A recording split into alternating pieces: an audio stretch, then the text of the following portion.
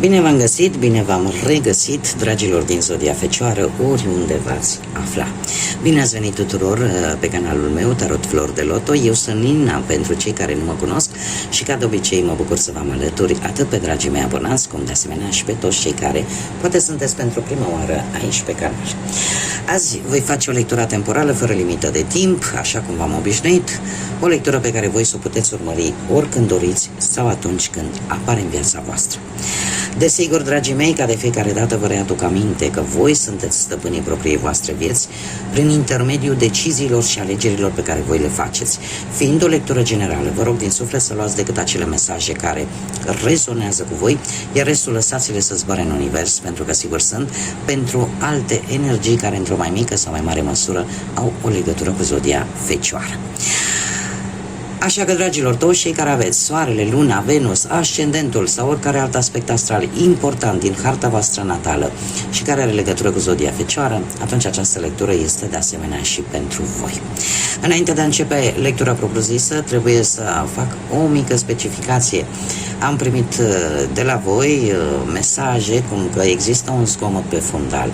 Sunt într-o zonă, sunt în emisfera nordică a planetei, unde sunt niște călduri fabuloase, peste 40 de grade.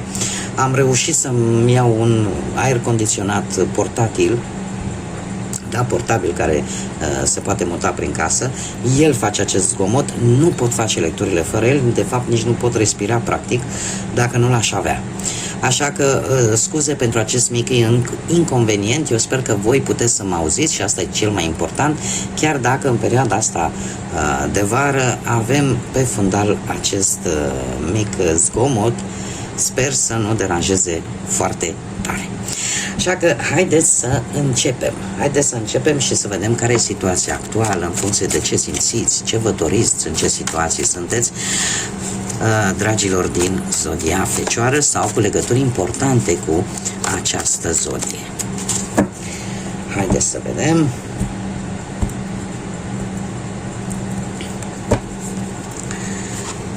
Și avem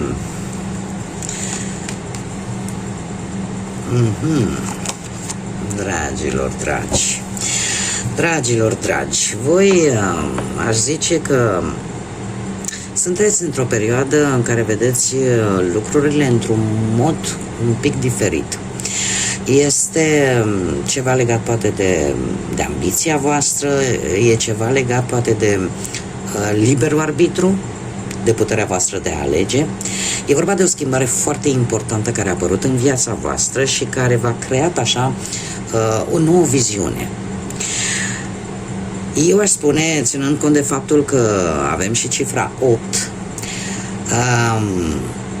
e posibil să fie vorba și de un pic de karmă, să fie vorba și un pic de destin, să fie vorba și de un pic de ordine cosmică în viața voastră, pe un anumit plan, care poate să fie atât profesional, financiar sau sentimental. Unii dintre voi, de asemenea, sunteți într-o perioadă de tristețe. O tristețe tocmai poate în urma acestei schimbări care a avut loc în viața voastră. Numărul 3 îmi vorbește de ceva ce tu ți-ai dat seama, de o situație care posibil să fie implicat mai multe persoane și că în acest moment simțiți nevoia de ajutor, simțiți nevoia de ghidare, de orientare. Sunteți, din câte văd eu aici, sunteți într-o perioadă de criză, nu știu dacă neapărat existențială, dar sunteți nefericiți.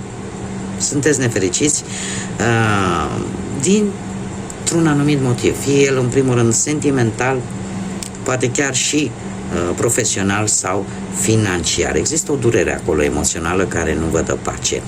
De asemenea, totuși, trebuie să vă dau și o veste bună, că această perioadă este aproape de a se finaliza. De ce? Avem cifra 9. Cifra 9 care îmi vorbește de apropierea finalului, da? De a cumva a reuși să recoltezi ceea ce tu ai semănat în ultimii ani. Apare și va apărea necesitatea de a închide anumite capitole în viața voastră și de a vă pregăti pentru noi etape.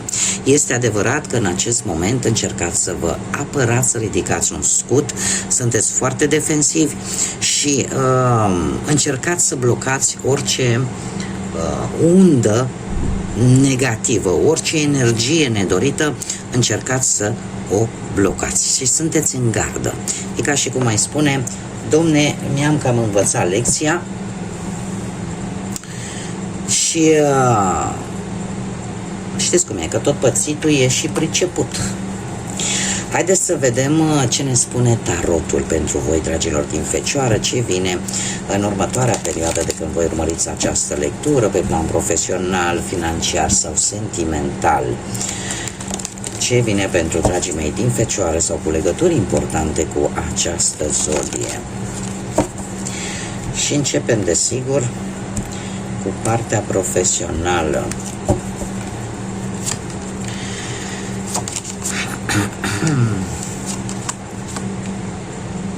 Da. Se pare că pe partea profesională aici am și alte zodii de pământ, la fel ca și voi, în speță Capricorn, Taur și, bineînțeles, Fecioară, ca și voi. Ați traversat o perioadă, eu aș zice că e posibil, cu ceva timp în urmă, nu foarte de mult, să fie avut istețimea necesară să obțineți ceva pozitiv pe planul ăsta profesional. Iar lucrul ăsta, în prezent, nu știu, poate ați obținut, nu știu, vreun job, vreo avansare, ceva s-a rezolvat la nivel de carieră profesională, ceva. V-ați folosit istețimea atât de bine încât lucrul ăsta s-a întâmplat. În prezent, cu 3 de pâte, sunteți într-o situație în plină desfășurare. Și eu aș spune că sunt mari șanse să obțineți ceea ce voi v-ați propus. Ori prin intermediul unei călătorii sau prin intermediul unui studiu. Cumva sunteți într-un moment în care vreți să dețineți controlul unei anumite situații la nivel profesional. Iar efortul pe care voi îl veți face în acest moment se pare că va îmbunătăți respectiva situație. Eu aș zice că chiar dacă nu vezi în acest moment anumite rezultate, trebuie să aveți răbdare pentru că ele vor apărea. Posibil să apară schimbări de locație pe motiv profesional, cum de asemenea poate apărea un foarte bun post pentru voi. Perioada următoare cu această regină de monede îmi vorbește, poate să vorbească de energia voastră și asta îmi spune că vreți să vă independizați din punct de vedere poate al carierei.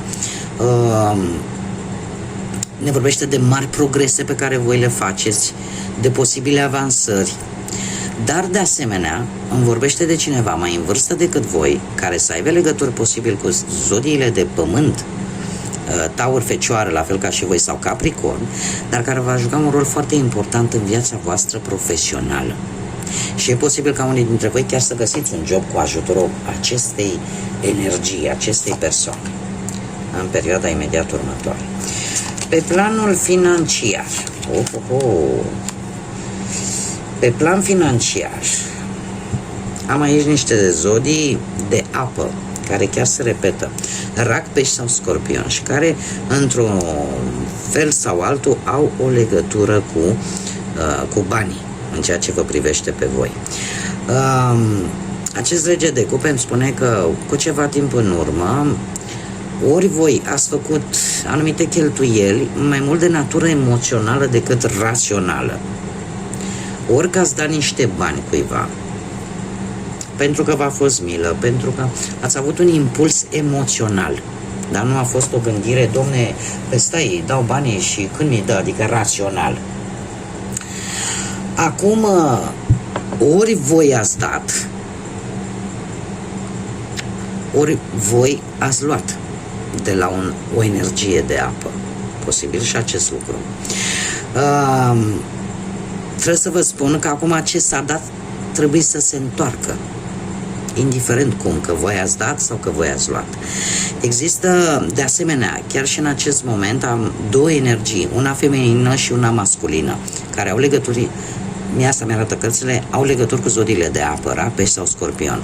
Această regină de cupe, din prezent, mie îmi spune că o veste bună poate soluționa o anumită problemă. Sau, dacă nu există o anumită problemă, poate soluționa sau mai bine zis îmbunătăți partea materială, finanțele. Dar pentru asta, culmea este că e foarte importantă relația cu o persoană mai în vârstă poate decât voi, că e asociat, că e familiar, care va încerca să vă ajute sau poate chiar v-a ajutat sau vă poate ajuta. Ce este foarte curios, că în următoarea perioadă, totuși, cu acești 5 de spade, lucrul ăsta va crea niște tensiuni. Mare atenție cum cheltuiți bănuții. Încercați să nu-i cheltuiți pe lucruri care chiar nu sunt necesare. E posibil să fie nevoie să vindeți poate ceva ce nu mai folosiți. De ce spun lucrul acesta? Cum am mai spus, 5 de spade vorbește de anumite tensiuni. Nu știu, poate că aveți un litigiu cu cineva pe niște bani, pe o anumită sumă de bani și aveți senzația că ați câștigat. Este cea mai înșelătoare carte, cam pe toate planurile, atunci când apare. Pentru că e vorba de un fals câștig, o falsă victorie. Pentru că indiferent cine aparent câștigă sau pierde, de fapt nu e un câștig real. Este foarte ciudat ce vă spun acum. Trebuie să vă alegeți tare bine luptele, ca să zic așa, pentru că va veni o situație din punct de vedere bănesc în care nimeni nu are de câștigat. Că în afară de tensiune și în afară de conflicte, chiar dacă poate voi sau respectiva persoană are senzația, domne, l-am lăsat pe ăsta fără bani, am luat tot sau invers, de fapt se va pierde pe termen lung. Mai ales cel care are senzația că a câștigat va pierde pe termen lung. Așa că mare atenție în perioada imediat următoare în ce conflicte intrați pe partea asta a banilor. Mergem mai departe. Haideți să vedem viața sentimentală pentru cei care sunteți deja într-o pereche. Dragilor, voi cu ceva timp în urmă, unul dintre voi, ori perechea voastră, a luat decizia, domne, nu mai pot, uite, nu mă mai interesează relația, vreau să las în urmă, că uite, eu dau atât și nu primesc nimic înapoi. Optul ăsta de cupe ne vorbește de decizia cumva de a finaliza relația. Dar se pare, și asta în urma unei decepții posibil, pentru unii, pentru alții poate să fie luată această decizie pentru că nu vrei să distrugi mai mult din relația ta. Dar cumva e exact ca și cum ai zice, dom'le, dau bir cu fugiții, pentru că nu obțin, din punct de vedere emoțional, sentimental, nu obțin ceea ce eu îmi doresc. Că sunteți voi, poate să fie și perechea voastră. Totuși trebuie să vă spun că e ceva care vă leagă și ce vă leagă pe voi, chiar și în prezent, este atracția fizică. Aveți o chimie extraordinară. Iar asta va face ca această decizie să nu se ducă la bun sfârșit. Pentru că în prezent cu acest as de bâte îmi spune că sunteți totuși într-o etapă pozitivă în relația voastră. De ce? Există foarte multă pasiune. Există foarte multă pasiune și chimie, da? O atracție, acel sex appeal pe care unul dintre voi îl emană sau amândoi, face cumva ca această decizie pe care ați luat-o cu puțin timp în urmă să nu se ducă la finalizare. Iar în perioada imediat următoare se pare că dragostea revine în relația voastră cu acest doi frumos de cupe, apare acea dragoste adevărată în relație. Apare pasiune, atracție, echilibru, da? Și acel tip de conexiune foarte profundă, care are și nuanțe emoționale, da? Apar și sentimentele, nu doar atracția fizică. Haideți să mergem mai departe pentru cei care sunteți singurei, poate, nu știu, în urma văduviei, poate unui divorț sau unei separări. Dragilor, voi cu ceva timp în urmă, cu magician, ați încercat să ieșiți în societate, ați fost mult mai sigur pe voi, v-ați dat seama că aveți niște aturi în plus, v-ați dat seama că puteți mai mult, ați avut mai multă încredere voi și ați fost mult mai sociabil, ați ieșit în lume să cunoașteți poate persoane noi. Avem și lucrul ăsta se întâmplă chiar în acest moment. Unii dintre voi aveți o comunicare foarte bună și într-o manieră foarte rapidă cu cineva, poate la distanță.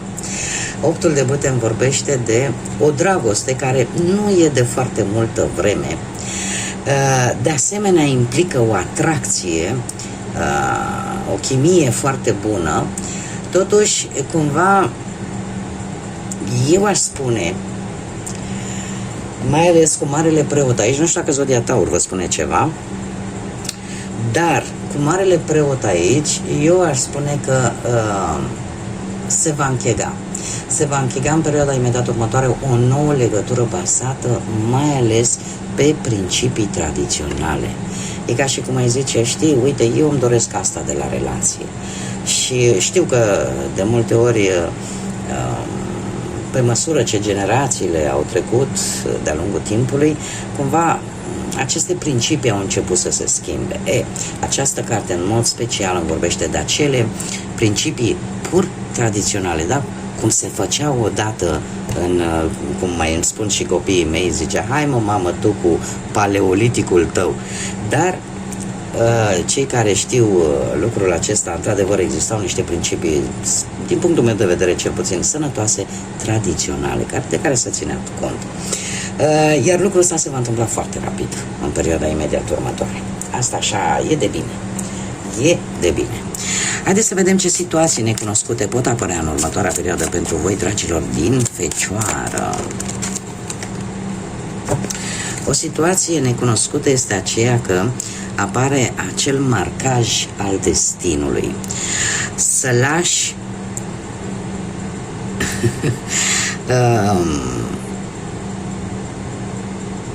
se pare că e posibil ca unii dintre voi să aveți un semn poate din naștere, că poate să fie pe una din mâini, pe lungimea mâinii. Cert este că acest semn, acest marcaj, cumva vă poate spune multe despre destinul vostru. În mare parte aici, mie mi-arată o palmă. Acum nu e obligatoriu acum să vă apucați, domnule, asta e să văd care e linia vieții, unde e Saturn, unde e Venus. Puteți să faceți din curiozitate, cei care sunteți interesați, nu vă oblig eu să nu o faceți. Dar se pare că există, per general, lăsând la o parte acest marcaj la propriu, dacă îl aveți pe mână, nu neapărat pe palmă, da? Pe toată lungimea mâinii, a brațului, are într-adevăr posibil să aibă o anumită însemnătate. Și ca să vă dau un exemplu, fac o mică paranteză, eu am un semn din naștere pe toată mâna dreaptă, cu el m-am născut, și ca o hartă. Și chiar m-am interesat pur de curiozitate și într-adevăr simbolizează ceva. Nu o să vă spun acum ce simbolizează, dar într-adevăr are o semnificație și care s-a cam verificat de-a lungul timpului. Acum, închizând paranteza, la modul general ne vorbește de ceva foarte important care se va întâmpla. O situație importantă care se va întâmpla în perioada imediat următoare și care vă va marca destinul într-o manieră foarte importantă. O schimbare importantă și e ca și cum, ai zice, te pune pe linia de destin pe care tu trebuie să o ai. Cam asta ar fi o situație necunoscută care poate apărea în această perioadă. Acum haideți să vedem și ce ne spune acest minunat oracol de mesaje. Ce vine pentru dragii mei din Fecioară în perioada imediat următoare. Ia să vedem. Într-adevăr, se pare că aici aveți o problemuță, că ar trebui să renunțați la acea nevoie de a avea mereu dreptate. Și eu cunosc din zodia Fecioară și știu că aici, într-adevăr, există o anumită încăpățânare, fără niciun fel de supărare și fără să ofensez pe nimeni. Ce ne spune acest mesaj? Lasă-i și pe ceilalți, lasă-le acest dar de a-și spune opinia. Lasă-i și pe ei să aibă dreptate. Fii înțelept și nu fi flexibil, înțelept și nu fi rigid sau rigidă. Pentru că asta te va ajuta să rezolvi anumite conflicte și să îmbunătățești foarte mult anumite relații, indiferent care sunt ele și pe ce plan al vieții sunt. Cam asta este sfatul pe care vi-l dă acest oracol. Nu luați ofensativ, da? Pentru că nu trebuie până la urmă. Toți suntem construiți atât cu bune cât și cu rele. Și dacă reușim să mai îmbunătățim la cele rele, să le mai îmbunătățim, eu zic că ieșim cu toții în câștig. Bun, dragii mei, cam atât am avut pentru voi. Vă mulțumesc pentru atenție, vă mulțumesc pentru tot sprijinul pe care îl acordați acestui minunat proiect pe care eu l-am deschis aici pe YouTube, pentru like-uri, pentru comentarii, pentru distribuiri. Le urez bun venit tuturor celor care s-au alăturat, s-au abonat de curând acestui colectiv minunat, cărora eu le spun flori de lotus, celor care se zbat în fiecare zi să iasă la suprafață și să strălucească. Iar până data viitoare, când ne vom reîntâlni la o nouă lectură, eu vă doresc tot binele din lume, să aveți liniște, să aveți pace în suflete, în gânduri și să vedeți lucrurile cât mai clar. Așa că, dragilor, până la următoarea noastră reîntâlnire, numai bine și să fiți iubiți!